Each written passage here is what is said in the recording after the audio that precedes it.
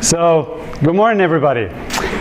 Before we get started, I just wanted to ask who in the room is from Austria, actually? All right, so there's a few foreigners, great. And how many of you have lived in a different country before? Great, I love to see that. So to some of you this may sound familiar, and you might find yourself in it. And to everybody else, I hope I can inspire you to take a step forward. 8 years ago, I left Vienna. I left my apartment, I left my job, and I left my girlfriend. Or, you know, she left me, to be honest. All I had was 2 suitcases and a plane ticket to New York, and no idea how much my life would change. The weeks leading up to it, I was so nervous. I was worried that my English wasn't good enough, that this trip isn't worth it at all, and I was just a little bit scared of the unknown, to be honest. And I went to New York for an 8-week filmmaking workshop at New York Film Academy. At the time, I was working here in television and was very unsatisfied with what I was doing because I really wanted to get into film. So I looked at different film schools near and far, and I thought, hey, if you want to go away, go far away. And shortly before my trip, a coworker asked me, you think you can really learn anything in 8 weeks about filmmaking? And the way he said it, it felt so insulting to me. And at the time, you know, I was young. I didn't really know how to respond to it properly.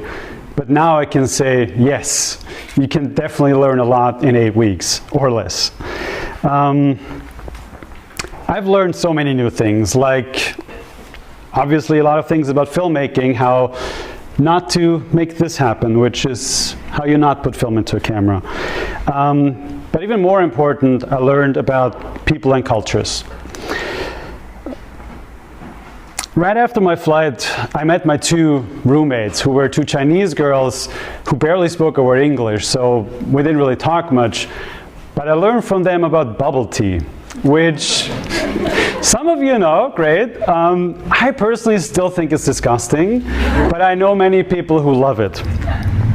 The majority of the time I spent with my classmates, who were a diverse mix of nationalities and backgrounds, and we all had different reasons why we attended the class. And together we learned about each other and about the fantastic life in the capital of the world, which sounds a little bit presumptuous, doesn't it?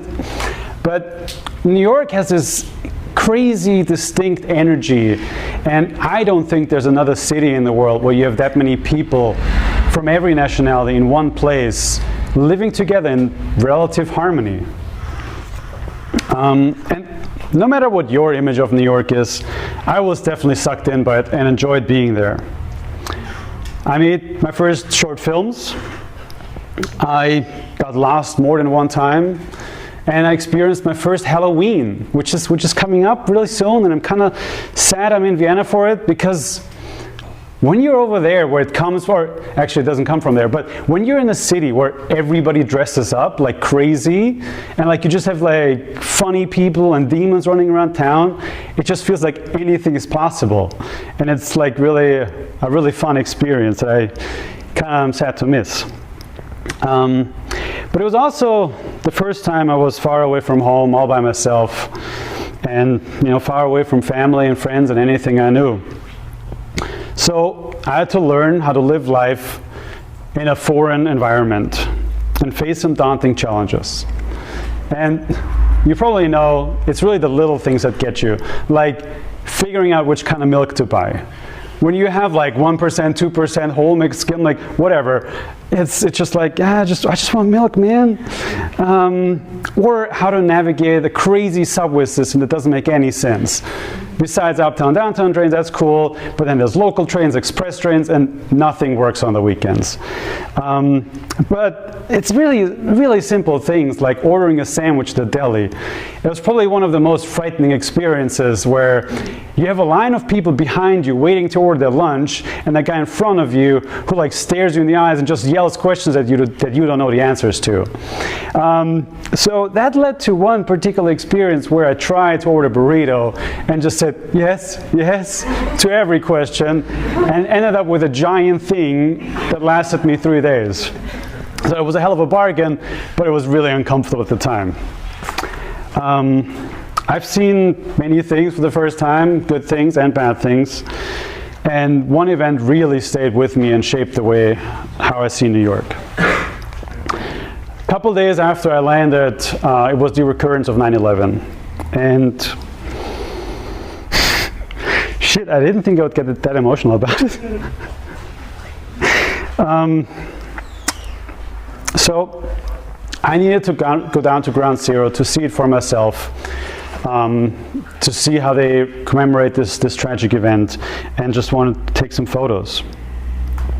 As soon as I stepped out of the subway, I saw people standing out in the rain with photos of loved ones they've lost. I was backed by a church choir, and it was an incredibly intense feeling walking around an area where you could literally feel the grief in the air if it was a tangible thing. I saw strangers comfort each other who had one emotional experience that they shared of losing somebody 8 years ago. And this intense showcase of emotion is something I've never seen growing up, and I definitely didn't expect to see it in a giant metropolis like this. It's, as you can see, a memory that will always stay with me. And it was one of a few experiences where I learned that the people of New York really come together when things get tough. A couple of years later, Hurricane Sandy hit, and a big part of Manhattan lost power. Subway stations were filled with water, car fuel was in short supply, most supermarkets were empty, and all of that sounds like the recipe for disaster where people start rioting and plundering. But in fact, quite the opposite was true. People opened up their spare rooms and couches. Stores extended the power lines for people to charge their cell phone and laptops. And gyms opened up their doors so people could take a shower, all free of charge. At the time, I lived in Brooklyn, an area where we just had to deal with uprooted trees. And I did my part by continuously updating my community of the situation of the public transport system. You must imagine many parts of the city were disconnected from each other, and a transit system that usually carries 6 million people a day was completely shut down. And it only resumes very slowly in steps. But I'm jumping way ahead. Why was I even still in New York 3 years after what was supposed to be a little bit more than 2 months? Well, during that initial workshop, I learned about the newly formed cinematography program at the school I attended. And cinematography is just a fancy word of saying camera work for film. It's something that I've always had a very strong interest in. So I jumped on the opportunity, met with the head of the program, signed up for a grant from the school so I could afford to be there, and just flew back to Vienna, signed some visa paperwork, and boom, I was back in the city that never sleeps for another year, without really thinking too much about it. During that year, I had many more great experiences, made more movies, made more friends, and was looking forward to all the possibilities that came with being there. It also really changed who I am, and it was challenging for different reasons. The original course I attended was kind of like summer camp. It was all fun, no pressure, but this one was different. It actually counted for something. We had to do at least one project a month, plus smaller ones every week in class. And that means you have to find location, actors, transportation repeatedly, while also making sure you're making something that is worth making. So that permanently pushed me into an unknown situation that forced me to adapt and step out of my comfort zone. Sometimes it worked out, sometimes not so much. But the way it really changed me was by changing my brain to think project by project, really focus on the short term, which is great when you have to get shit done. The only long-term goal I had was like become a cinematographer on big productions, on a Hollywood scheme. So it was a very vague dream I had. But after the program finished, I decided to stay in the US thanks to the OPT, which is just basically an automatic visa that is granted to you after you study. And in the next year, something happened that I didn't really expect or accounted for. My brain was still focused on the short term, and I just continued how I was living, week by week, working on student films and small projects, because I didn't want to join like a big production company and become a cog in the wheel again. I wanted to make it myself and leave a mark.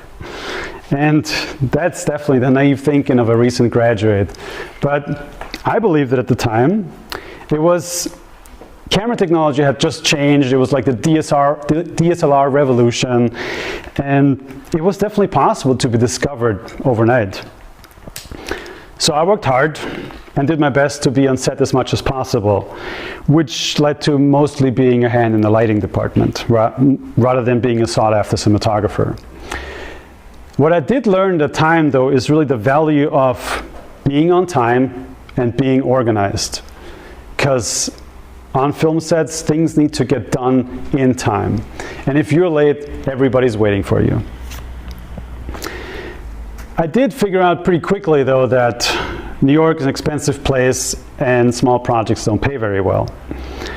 I got myself to the point where I had less than no money, wasn't sure how to pay rent more than one time, and I was emotionally pretty exhausted from all of it. I also learned that the girlfriend that I had at the time she was American, and she was on antidepressants when she was 12, which was really scary to hear. And I don't know if I made the decision then or if I made it earlier, but I know I would never let myself get to that point, but I definitely got really close to it. Obviously, having no regular schedule or income doesn't help, and it really solidified my step-by-step thinking. Looking back, I now understand that the real problem was that I didn't have a specific goal in mind. Like I said, the only goal I basically had was to become rich and famous. And that should have happened, eventually through luck, right? But that year passed, and that meant I had to leave the States, which many people at that point would have packed up and went home and said, all right, it was fun to try, but maybe that's not for me. I definitely didn't think that. I knew I couldn't go back to Vienna. Vienna didn't have anything to offer for me, and I still haven't accomplished my goal of becoming rich or famous. So when I booked my flight to Vienna, I bought a round-trip ticket right away, because first of all, it's cheaper in 90% of the cases, but also it gave me a hard deadline to figure things out. So I knew when I would be back in the States, but had no idea how that would legally work. Naturally, among my peers, we always talked about visa conversations, and I've already said that word like 100 times, it feels like. So thanks to one specific friend and my family, I did figure out within a little bit less than a month how to get a visa and stay in the States as long as I want, kind of. So I could have gone on continuing what I have been doing without changing anything, but that would have been insanity. So I continued my path to stardom by refocusing my energy and narrowing down my goal. I decided I wanted to become a music video director, because that's what happens when you grow up in the 90s watching MTV more than anything else. With that newly found motivation, I created images that I'm still proud of to this day. I resurrected Brahms for a music video. I showed people how to make iced coffee like a man. And I got my first film into a festival. And from there on out, every year got better. In one particular instance, I even managed to double my income. It's not something many people can say. And I started to work on projects with real clients, got to the point where people started to call me because of my work, not because they knew me. I also met some of the most incredible people who all had a unique view on the world and showed me a different way of thinking. And in the last year, it was definitely the best year so far. I've had an article about my work in the New York Times. I worked in a global campaign for Air France, and I worked with an Emmy Award-winning director. I even got offered to take over a thriving film equipment rental house with a 6-figure revenue, which would have canceled a lot of my worries and definitely kept me in the States for another 5 to 10 years. So, why did I change my path and come back to Vienna now? It's definitely a question I get asked a lot, and the simple answer is my visa was up. But that's, the very surface level. Of course, the reasons are a lot more complex. New York, for any of you who have been, it's a great place to work and be, just busy, project, yeah, everything's so cool. But it's a terrible place when it comes to quality of life, especially compared to Vienna. Because after you peel back those glamorous layers of the Big Apple, you realize it's a smelly, crowded, loud place where you pay way too much rent for an apartment. It's definitely not worth it. Plus, my life was at least 85% work. I had to deal with big fluctuations in income and manage my whole business by myself. That took a toll on me. I was stuck in that hamster wheel where I was just living to make money and felt guilty when I don't. So I knew I needed a break. And I got inspiration from Stefan. Oh wait, sorry. I need a break. And I got inspiration from Stefan Sagmeister, who is a fellow Austrian New Yorker. And I learned that every 7 years, he closes down his studio to take a 1-year sabbatical. And from the moment I read about this idea stuck in my head, and I needed to try it for myself. Put everything you're doing on hold and open your eyes for new things. It also, what I'm experiencing now, opens your eyes to focus on the long term and not be bound by what you have coming up next. We all know life is never a straight line. It is full of bends and turns and unexpected obstacles. But even if you can't see what's coming up, continue your path. Steve Jobs said, you can't connect the dots looking forward. You can only connect them looking back. So you have to trust that the dots will connect eventually in your future. So this year, I've started doing things again for the very first time. Like having my very own photo exhibit where I show my personal view of New York. I started a podcast where I talk with my co-host about freelancing, or my journey from freelancing to employment and everything in between. I've started teaching workshops where people build cameras out of aluminum cans, and it's one of the most fun things I've ever done. I've also, with September, started working in marketing in a 100% non-creative capacity. And this, to a lot of people I know, sounds like a nightmare, and probably some of you, but it gives me the opportunity to separate my income and my creative endeavors. One of which is to rediscover a place I thought I knew. In the last couple months, I got to discover Vienna with completely new eyes and seek out new adventures in familiar territory. And if you're curious about that, just follow me on Instagram. I've learned in that time that forcing yourself into new experiences makes you a better person, and that change is good. Every breakup, and I'm talking from personal experience, leads to a better situation. So don't be afraid to start over. All too often, we stay in a situation because of the effort, time, or money we put in. But don't let that guide you. Look ahead and know where you want to be. If you're unhappy with the situation, just change it. If you'd ask me, everyone should go abroad, live in a country where they speak a different language for at least a year.